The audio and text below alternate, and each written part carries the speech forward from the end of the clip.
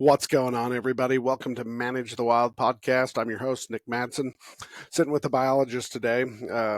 I ride up with him so I don't have to spend my own gas. We're on our way up to feed elk, and we were driving up a canyon, which is a small migration corridor for the elk.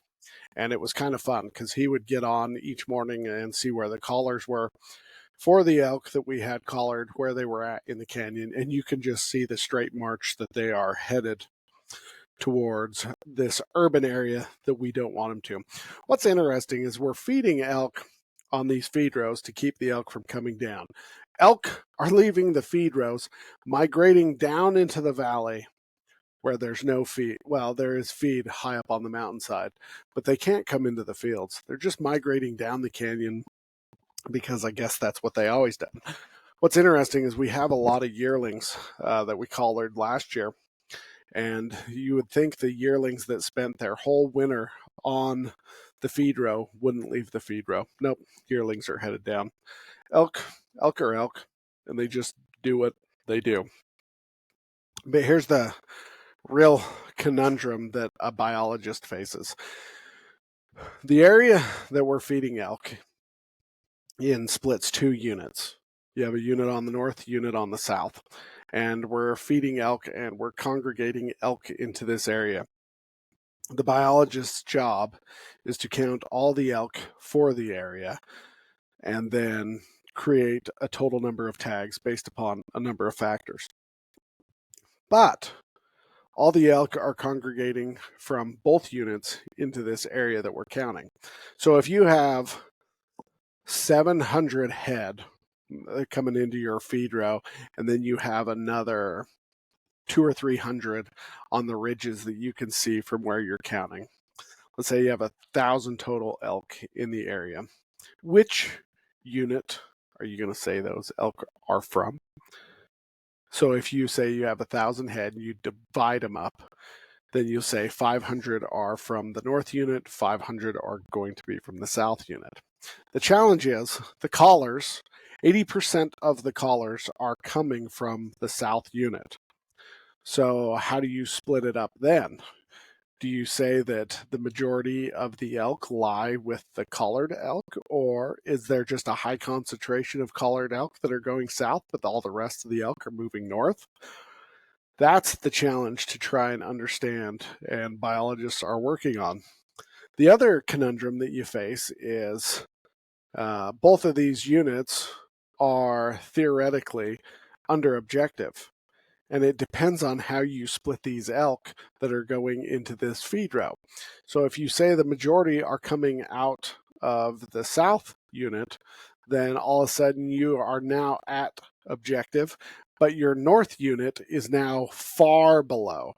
Not only are they a couple hundred below, but now we're talking 500-600 animals below, which creates a problem because now you have to manage your tags, manage your cow hunts and depredation and all those things differently. Now, if you split it evenly, then they're both about 200 or 300 animals short of their objective. And so it creates a problem. The other issue you got is that south unit is 90% private, and that north unit is I would say you're 70 to 80% open. It's probably not even that high. You're probably about 60, 65, 70% of it is public land. So you have a large majority of public land on the north unit, virtually nothing on that south unit. So if you say the majority of the elk are in the south unit, the majority of the elk are going to be private elk, and they're inaccessible, but you're also limiting the number of tags you can bring for the public to use on the north end. But then if you say they're all the elk from the north unit that are on that feed row, then you're going to pack a whole lot of hunters into such a small area, and you may not have got it right. And so you're going to have overcrowding issues. There's going to be a lack of elk to harvest because most of those are going to go south. This is the challenge the biologist is facing. Now, they can play with the numbers a little each year. They can do like a 70-30 split, 80-20 split, 90-10 split. And I was talking to them, and they're going to have their meetings coming up here not too long, because they got to start getting ready for all this, getting their numbers out so they can set objectives and whatnot, and get their permits and the number of hunts and number of tags they're going to send out. And so they're going to have this talk and this meeting. But he said that's the challenge that they face each year with these units is deer, elk, moose. None of these animals respect the boundaries these imaginary lines that we set. And so another issue that he faces in the North Unit borders right on Idaho. And a lot of these elk come piling in. So when he's doing his winter classification, seeing what elk are around, he's also got to take that into account, that a lot of these elk are coming out of Idaho, are piling into this unit. And so it makes counting that a little bit difficult as well, because if you have a lot of elk that are coming out of a different state and then they go to hunt, then those elk are not there, and you got a lot of upset hunters. And so it can be challenging.